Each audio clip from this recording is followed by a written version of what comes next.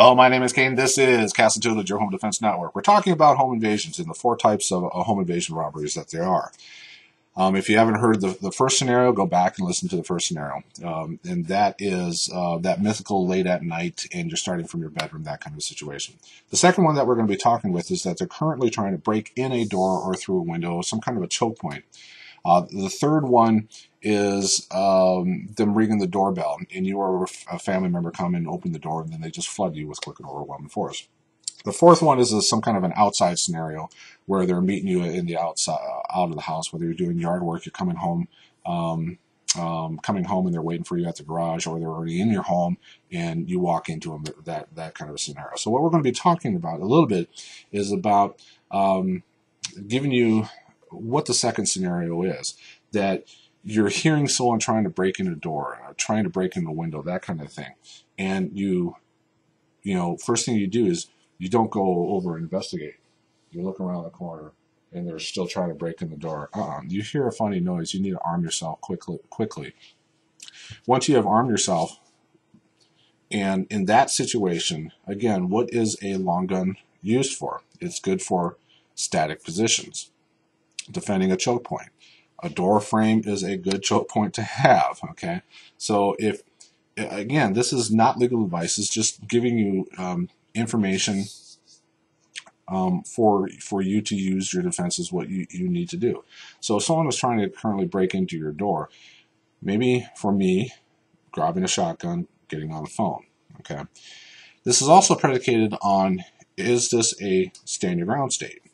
Is it a castle doctrine? Do you have a duty to retreat? Now, do you have a duty to retreat? Can you go to another room if he breaks in the door? Well, yeah, if you're in that kind of a state, a lot of people like to talk about California being bad. Now, California has a very modified castle doctrine where if someone's trying to actively break into your door, you have the ability to defend yourself. You don't have a duty to retreat. Now, if it's a family member and you know it's a family member, or the neighbor kid down the street, if you know a relationship with the person, they're trying to break through your house, that's a different story, okay? Again, this is not legal advice. You need to speak to an attorney about that. The funny thing about California is that if they walk in your door, you know, if they turn the knob and they open the door and they walk in, no, you can't defend yourself. At that point, you can only defend yourself once you feel that your life of you or your family members is threatened, or some kind of great bodily harm.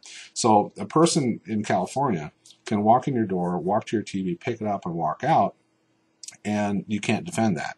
I'm not exactly sure if you're going to want to shoot someone for a $600 TV, but again, if they open the door, they walk over there in non-threatening style, guess what? No, you can't do it. You're not going to want to do it. So again, it really depends on the situation. If they're currently trying to break through the door and you are in a castle doctrine state or some kind of a modified castle doctrine state, I wouldn't shoot through the door. It's going to be a hard time explaining that, but being there with a shotgun, if they break open the door and you feel that your life is threatened or great bodily harm, you can defend yourself, in my opinion. Now, you're going to have two options. You're going to have the shotgun option or the handgun option. If there are 2 to 5 people standing behind that person trying to kick in the door, what weapon are you going to want in your hands? I should also clarify this, that the weapon that you train with is sometimes going to be more appropriate than using a weapon that you're not familiar with but is technically superior for the situation that you're in. So if you are very good with a handgun, but you are not very familiar with a shotgun, and you are only uncompetent at a shotgun, I would suggest maybe sticking with a handgun. Okay, that is going to be a general synopsis of the second scenario. If you haven't heard the first, go back. If you want to listen to the next, stay tuned.